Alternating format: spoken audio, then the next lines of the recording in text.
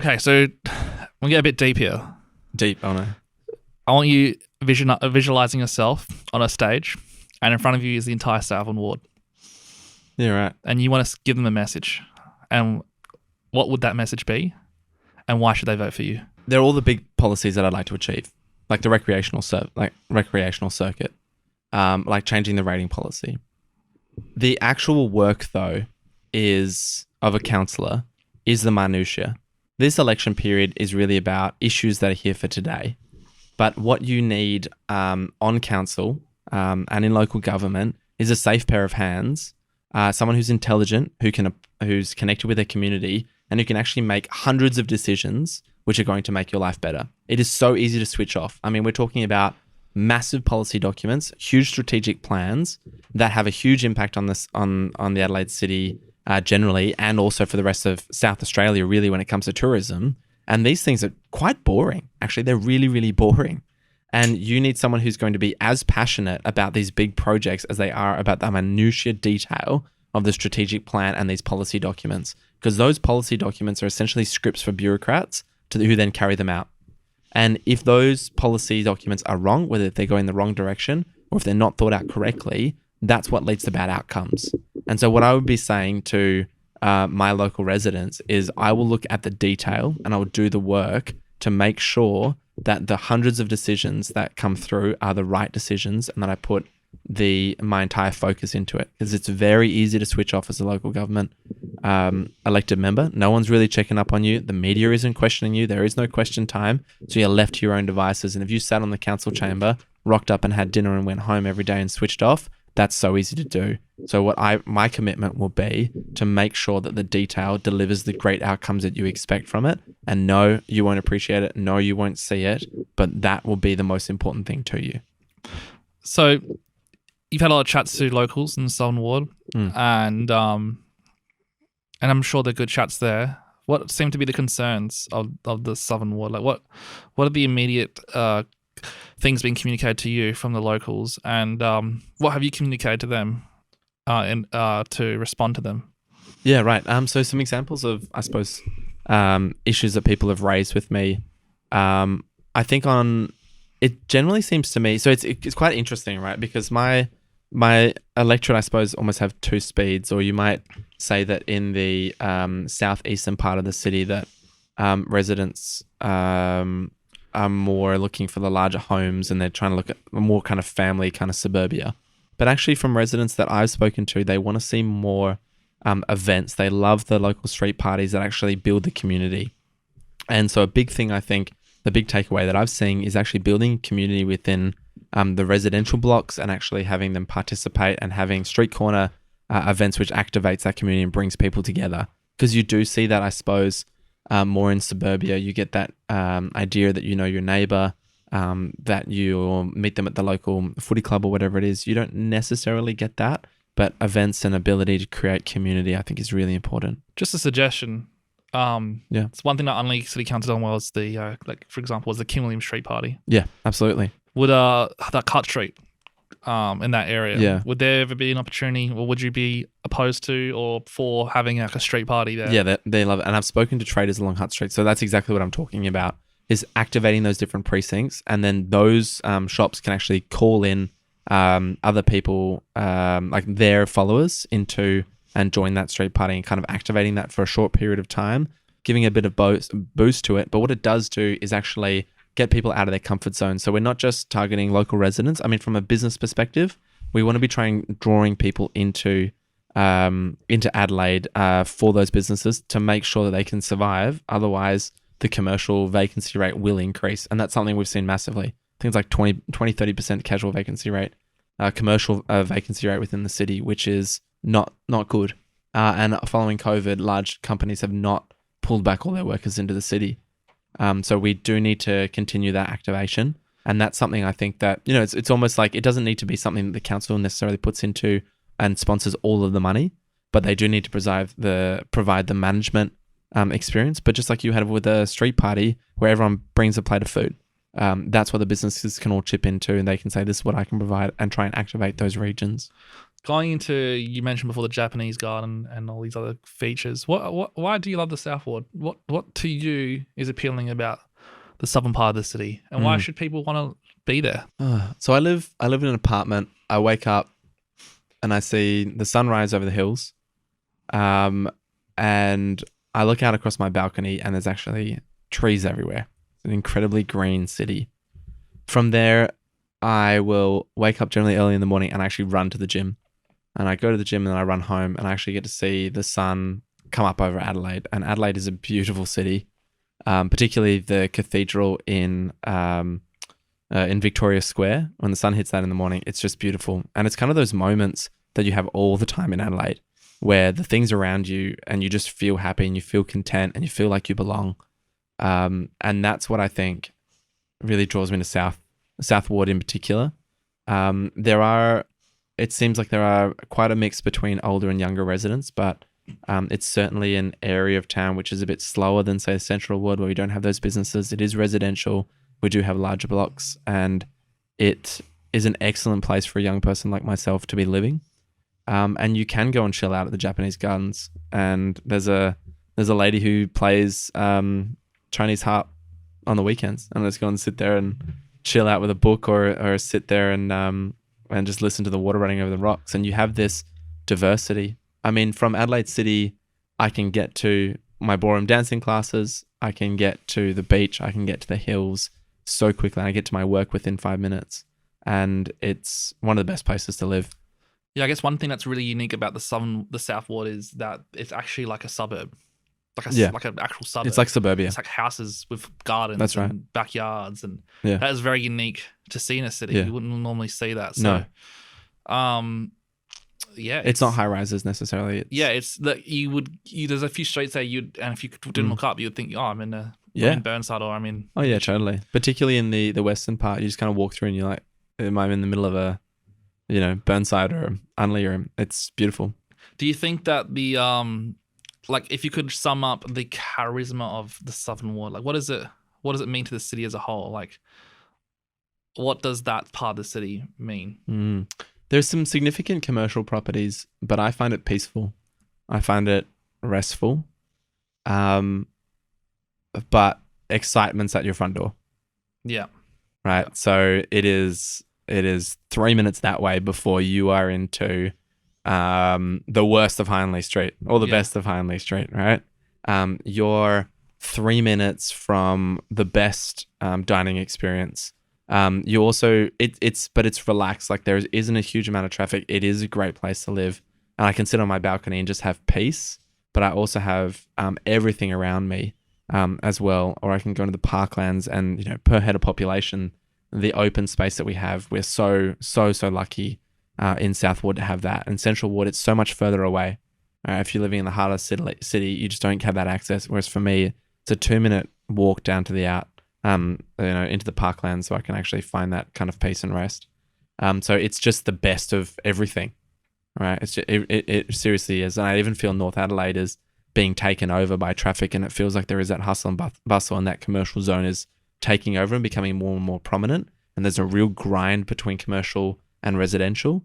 Whereas in South Ward, I think we have this excellent mix of, like you said, suburbia with this incredible line of parklands. And I can walk down and get a croissant and a coffee from Hutt Street, or I can walk into the middle of Parklands, and it is, I think it's quite easily the best place to live in South Australia. Okay, Henry, I want to say a statement here, and if the people vote for Henry to be in the South Ward Council, will Henry represent to the people someone that gets the job done, who's competent and is not seeking attention, but just seeking to get the policies through to make a difference? I think that's right, and that's what all politicians, that's their fate.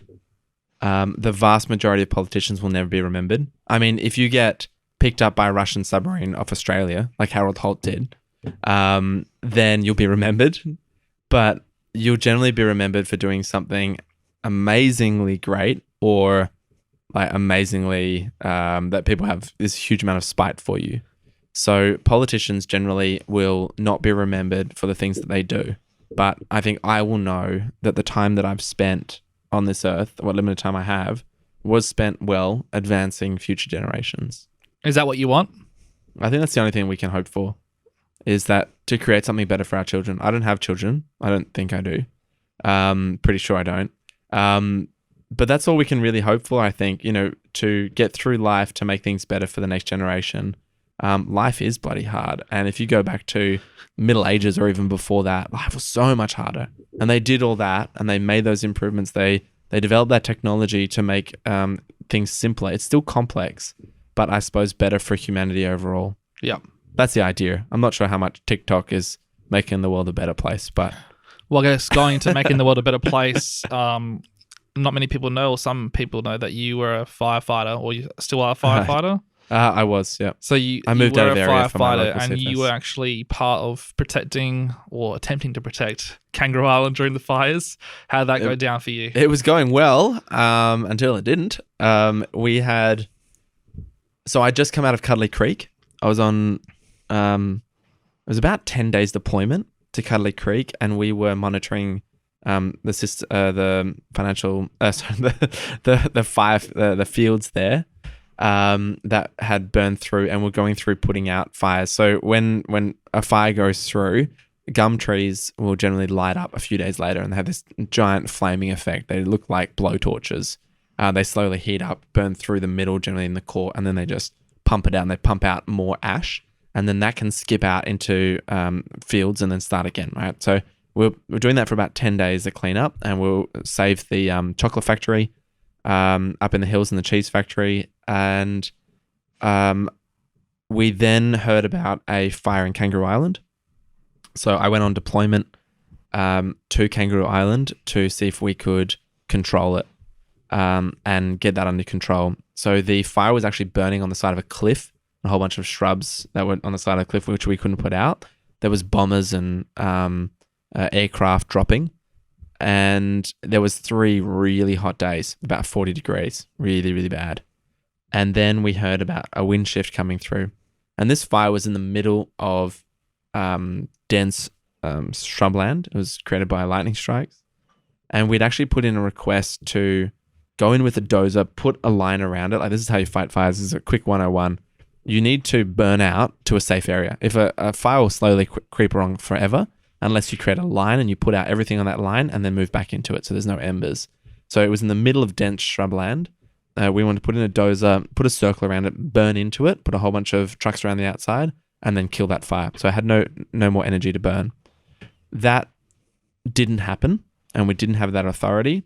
And so the wind changed. The temperature went from 40 degrees to 18 degrees, but huge buffering winds.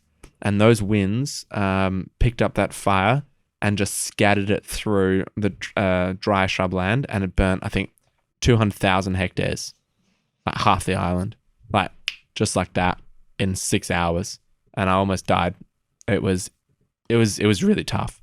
I actually, I put in the call home, and I said I might not come back from this one, because we were actually held up in around a house, because we knew that the owner was not going to leave it, because the locals knew what was going on, and they knew that he wouldn't leave. So we actually had 6 or 7 appliances. Now, most of our appliances were actually quick response vehicles, which only had 1,000 liters of water, and we only had one actual fire appliance or fire truck that was then meant to provide a halo service. Now, we were actually surrounded by gum trees that had been knocked down by a dozer.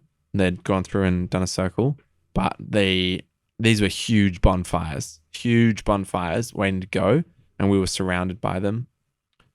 I went out with a section commander, so I was actually the driver for the commander, and so a lot of the decision making was actually happening in the vehicle with me, and I was participating in that. That's one of the reasons why I love being the driver for the section commander, is you get that kind of bigger view. So we actually went out to the road, and we went out to the road, so beyond this basically bonfire that was surrounding us in this house, and there was this huge wall of flame in the distance, like huge. It was like 3 trees high, like 3 big gum trees high. It was massive.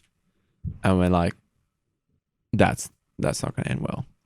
So we went back and we told everyone, yeah, this is not going to go well. So I called home and I said, I'm in trouble.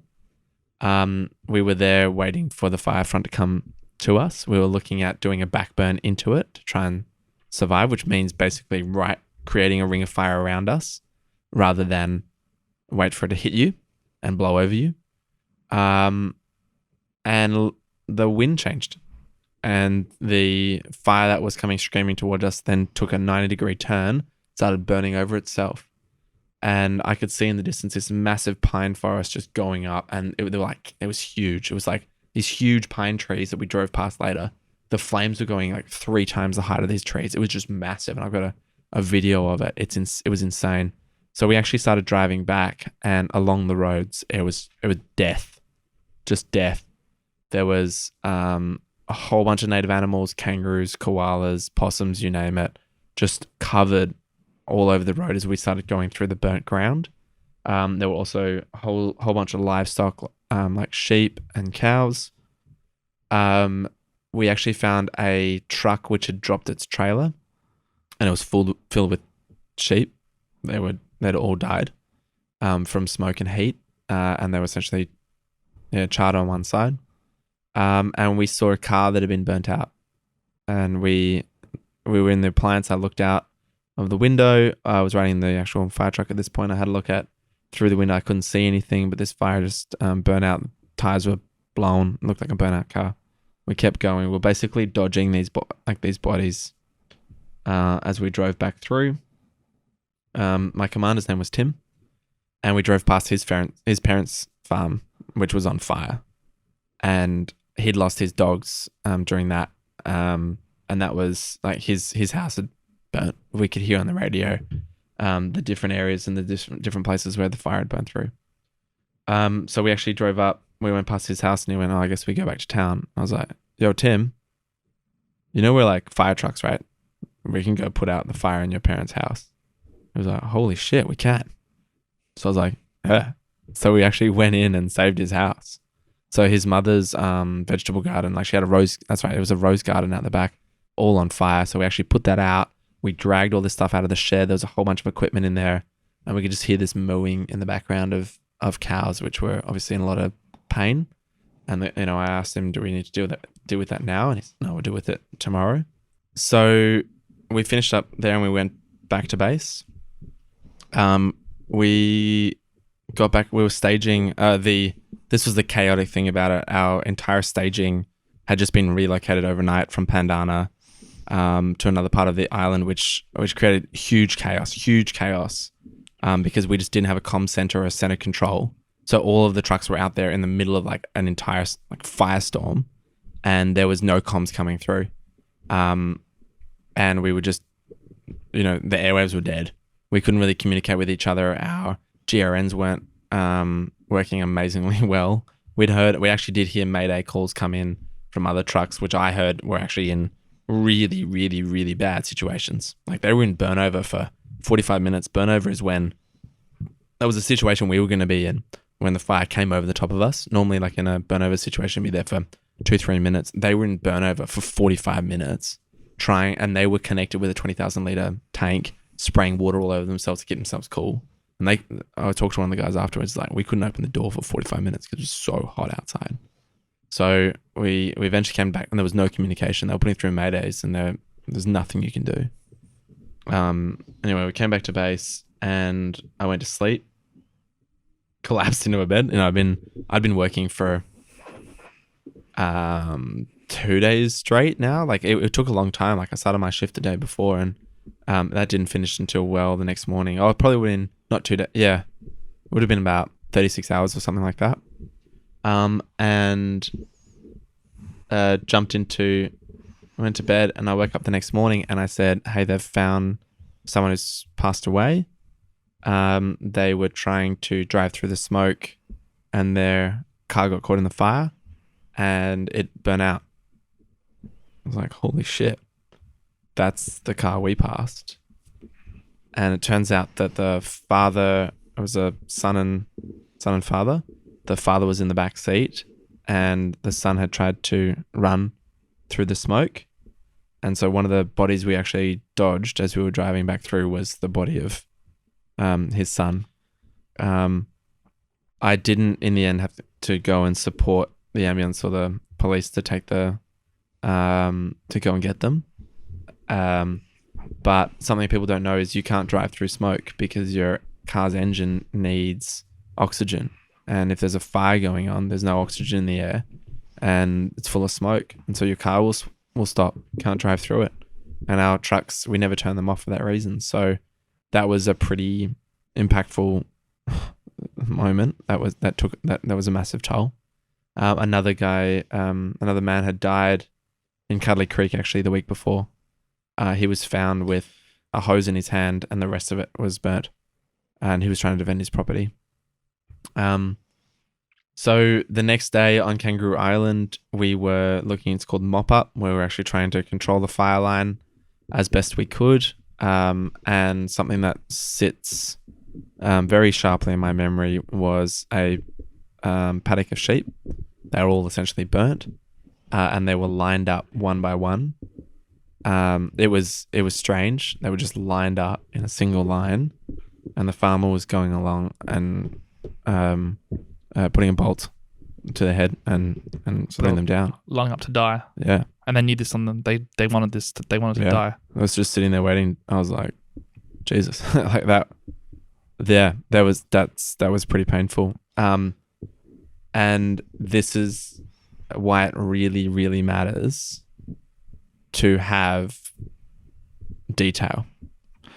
This is why it really, really matters to have politicians who understand that when you have policies in place, that when you need to use them, when a call comes in to do a backburn and you say no, this is the outcome.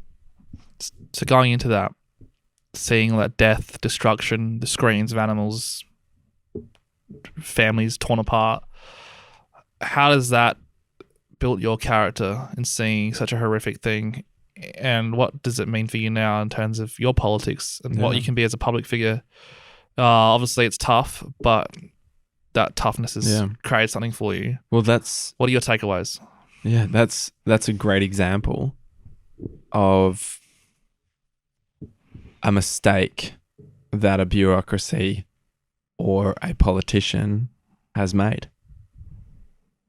That's the outcome of it.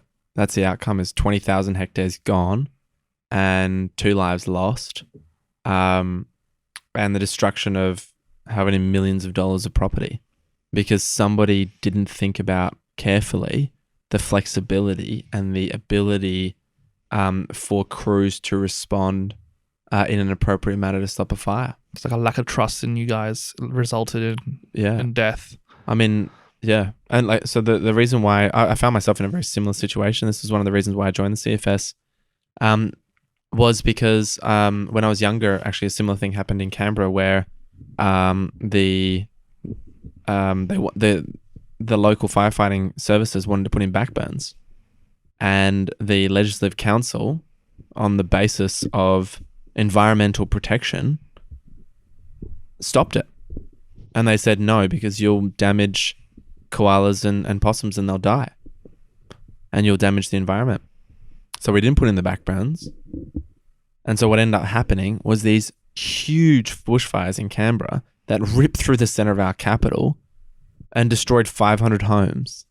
And I'm sitting there with my dad, who's a shearer, who doesn't believe in insurance, on the roof with a bloody hose, trying to stop our house from ember attack. And when I heard this guy who was trying to defend his home as well, who died with a hose burnt out behind of him, it reminded me of my time sitting on my roof in Canberra. And the reason why I joined the CFS was because I want to be in a position to help, because I want to have the skills and the training to be in a position where if we do come under threat, that I can actually make a meaningful difference. And I was sitting on my roof and I could just hear, like, I was sitting at the base of this mountain and the fire had come over, invaded. Imagine that. Imagine if the entirety of, basically there was a fire front where half of the suburbs of Adelaide were on fire because it's that freaking bad. And so I'm sitting there while the entire mountain that I live on is on fire, 500 homes. I've got friends who are living up there and I can hear this and the whole freaking mountain just shakes. And it's the petrol station exploding. like the LPG gas tanks are just going bang. And the whole bloody mountain, including my house, I'm sitting there holding a hose and a wet towel on my head, trying to defend my home. Like, that's what got me into it. And all these details is what happens when you don't read the document, when you don't think about these things. Now, on Adelaide City Council, it's not going to be that bad, right? Yep. But it's its own battle, right? It's its own battle and it's its own detail. And so that's what keeps me going. So the fires for you, if you got City Council... It's an example of how much damage someone who doesn't pay attention can do. To the city. And someone with the best of intentions, with their big, glorious policies about saving the environment or this particular thing to stop a backburn, that's how much damage you do. Yeah. Wow. So that's... Yeah. So what takeaway did you get from your own personal life from the fires in the end? What did you realize? Obviously, you're talking about how important detail is and trusting your community and trusting your workforce. But for you, on a spiritual level, what did you realize? Yeah, actually, being part of the CFS and something bigger and having that opportunity for community is massive, actually. And so actually being around people who... There are thousands of CFS volunteers and SES and St. John's and active police officers and active firefighters and nurses who are on the front line, who are defending our society and everybody else with everything they got, you know? And it's not just me. I mean, that was the experience that I had. But when you look around and you see that there's 12 other trucks there with you and they're all full and they've got people there from Parks and Gardens who are there fighting with you, and we all fight in our own way. Everyone does the exact same thing, I believe. Fundamentally, I believe we're all fighting to protect each other, even though sometimes it might not seem that way. I feel that sense of community and that sense of reliance on your mates. You're connected. Yeah, you are connected. Even if it's with a nurse who's, you know, the Royal Adelaide Hospital, you know, she's bloody fighting for your... She could be fighting for your grandma next week. And that's their dedication of their life. And so I don't think anyone is necessarily special in that way. It's something we all fundamentally have. And it's a showcase when people really dig in and pull that out of themselves and fight for it. It makes all the difference, you know? And I think we should be really, really proud as a society. And yeah, we might talk about TikTok and how stupid that is, or, you know, someone said something dumb in question time and everyone gets outraged. But that's all the superficial stuff. But it gives me a lot of confidence, I think, in Australians and in South Australians, that when it gets tough, everyone's there. They literally are. They're all there. And look, I actually remember this. Like, it was the nicest thing, actually. The nicest thing I've ever seen is I was up in Cuddly Creek, and one of the community halls there had a whole bunch of food that local residents had just kind of chucked on the tables, and there was chips and soft drink and everything. And it was kind of this magical place in this burnt out wasteland. Like, we're dealing with fires as we go through, and we come back and have a break, and there's a bloody juice box. I think you call them fruit boxes. This is my Canberra upbringing, but you know, just go there, you have like a snack, and then there was this little message that just said, look, we brought all this food for you, and we thank you so much for everything you're doing for us and fighting to protect our homes. It means the world to us. And I was like, oh, just that little note, you know? Just that little note makes it all worth it. So I guess that's the kind of leader the people of, or the city people of Adelaide will get if they vote for you. Someone that actually cares, someone wants to be part of the connection. And what I'm hearing from you is that you recognize that we're all in this together. There's everyone in their own way a part of it, like a cog in their own engine. You just want to be another part of the engine, but you want to perform at its highest performance. And you feel like as long as you have your integrity in your performance, you can take the city further, even if it's only 1%. Quickly freshen things up a quick bit before I let you go. Yeah. I want to go into the law, the legals. Yep. You said you weren't a great student. You skipped school. What happened? How the hell did you become a lawyer? Oh, yeah. And how did you become a good lawyer at that? Because I've heard only good things about you and your legal practice. So tell me, how did you go from being a reject to a terrible student to a lawyer? Well, yeah, I was really busy when I was a kid. So my dad was a stay-at-home dad. He was a shearer.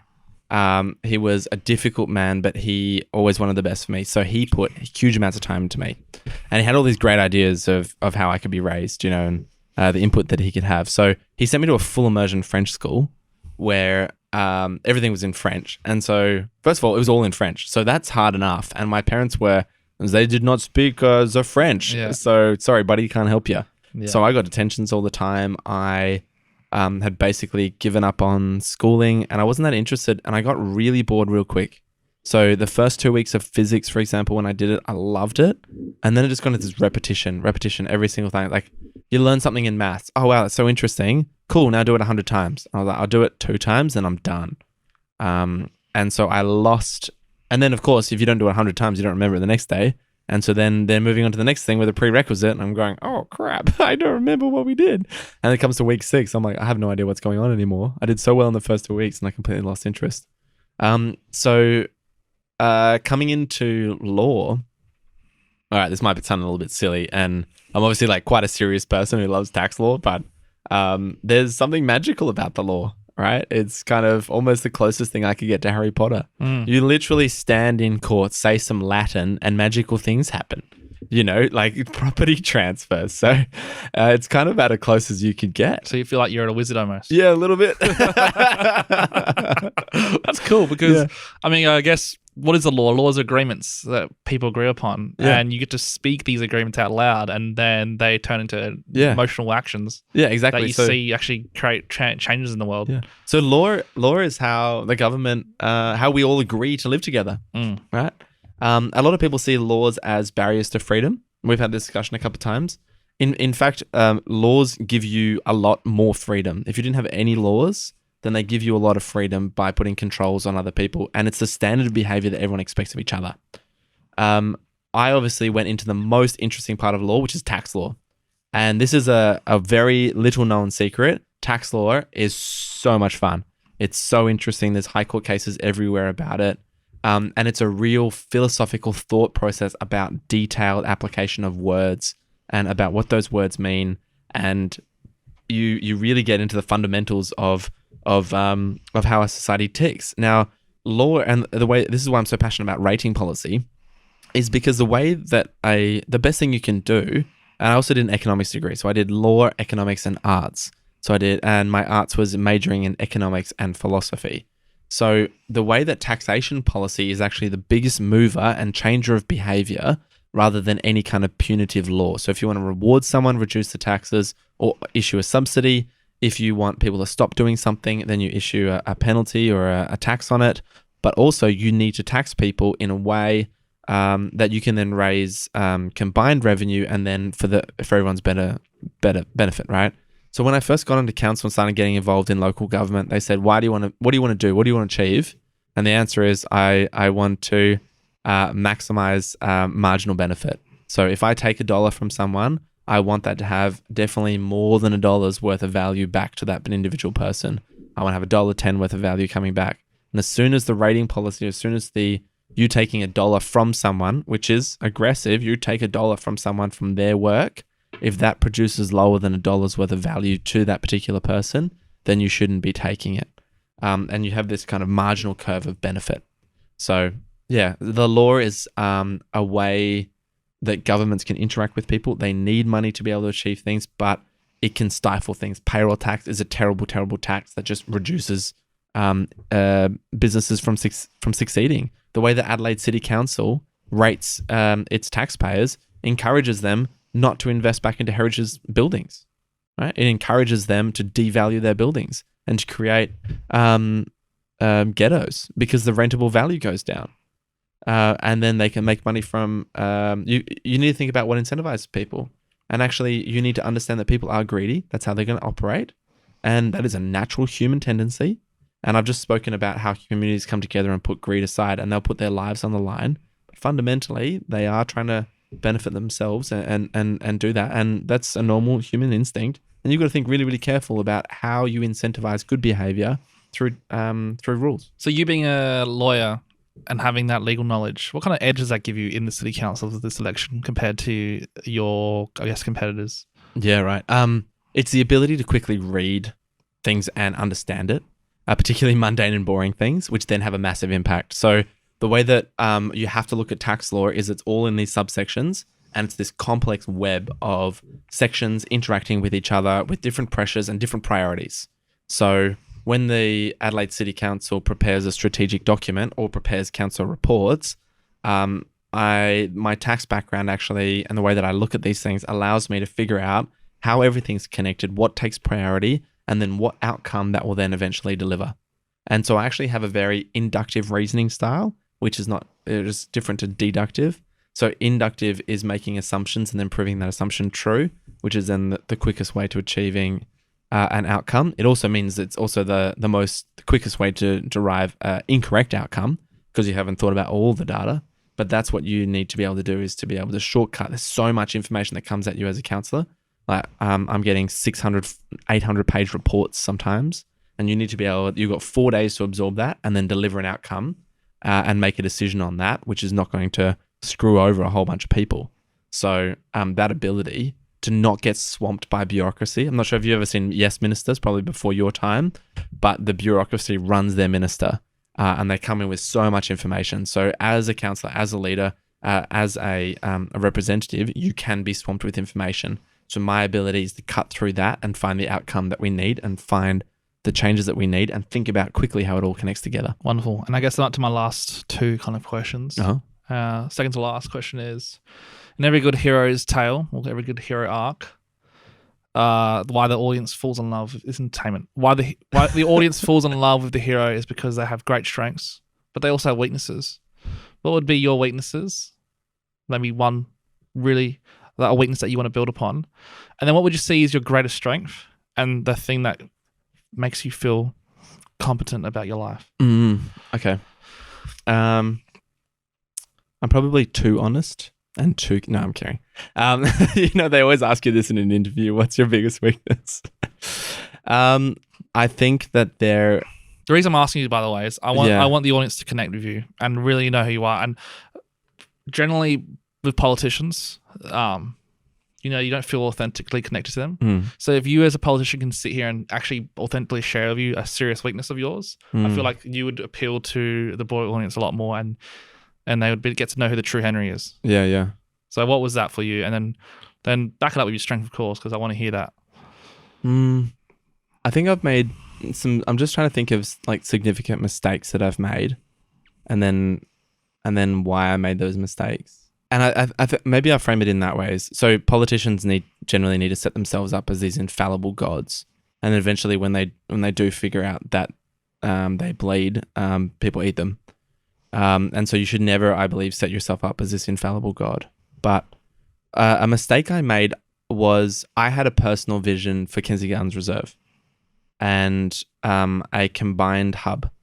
And the sporting clubs and the community, or essentially the community, was saying, no, we want individual clubs. And I thought that I had a better idea than what they did. And I thought that I had a more informed view, or this would deliver a better outcome. And so I was going to relentlessly pursue that. I lost that battle and I didn't listen to the community in that respect. And that, I suppose, drove home to me that my job is to follow, not to lead.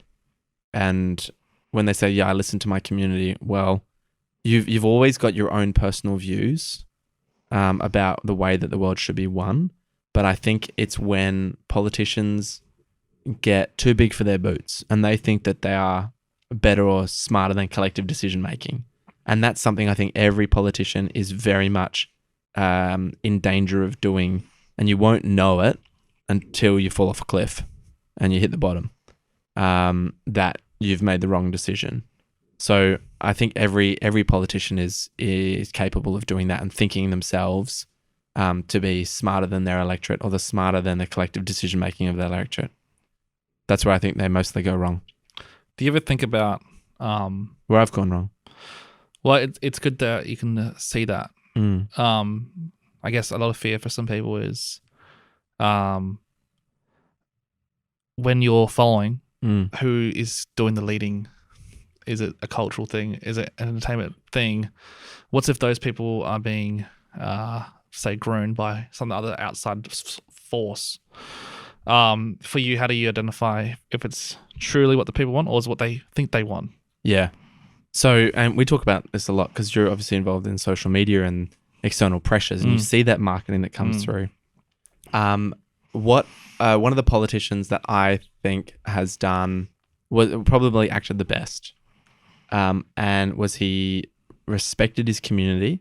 This was John Howard, and he took big issues to elections and said, "This is our battleground. This is what we're fighting on," and it was a detailed and extensive policy about a particular issue, and then said, "If you agree with me on what I want to achieve, then vote for me, and if you don't, vote me out."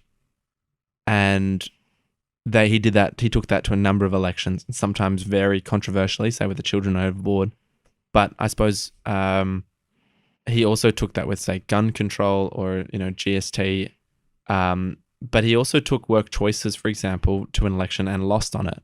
But I still really respect the idea that you can control the narrative and actually provide the detail of what you're going to do. I actually really detest politicians who go with some broad sweeping thing like, I'm just going to end homelessness in Adelaide City, or I'm just going to, the parklands are now saved because of me. If you don't have the detail and understanding of it, then it's so easy for people to just concede to that. Yeah. So they're using it as like a costume almost. There's no true intention behind it. It's just like, here's an easy mainstream topic that I can just be. That's right. And I think that is most susceptible to, you talk about some, say influence. Yeah. But if you actually have something that people need to make a decision on, then they need to be informed on that. And then they will be informed on that because you have this debate openly. And then that feeds through. And I think that takes away any kind of pressure. So the most useful tool that you can have to prevent outside influence and someone or a small group of people is actually running it to community consultation and getting a broader section of the community to comment on it. And then they do actually, I found that community consultation is excellent, and they always improve your plan. It always comes out better than that. Wonderful. Than what you originally thought about. I guess my last question, or it's more of a request. Why should the people vote for you again? Why? Yeah, why? Why, Henry? I have some significant policies, such as I want to change the rating policy.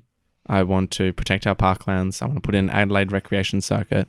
I want to preserve and restore the parklands. I want to improve our cultural, the cultural offering of our city to ensure that it's curated and involves our community and involves our citizens and makes Adelaide and continues to make Adelaide such a great place to live. I want to implement technology that will deliver efficiencies and effectiveness and a better outcome for our ratepayers. But ultimately, the fundamental thing that you'll get from me is attention to detail and someone who actually cares, who understands that the strategic direction and the policies that you set for the city really, really do matter. And in the wake of the thousands of pages of information that I'll get, I will read them and I'll be diligent in making decisions that I believe will improve Adelaide and advance Adelaide. Well, there you go, guys. Henry, a man of integrity, a man focused on detail, a man with a mission to make changes, however large or small, to the city of Adelaide. So if you're interested, please give Henry a call or contact him through email to get more details. The council election is coming up very soon, so make sure you get in contact as soon as possible. Thank you so much. Thanks for having me, George.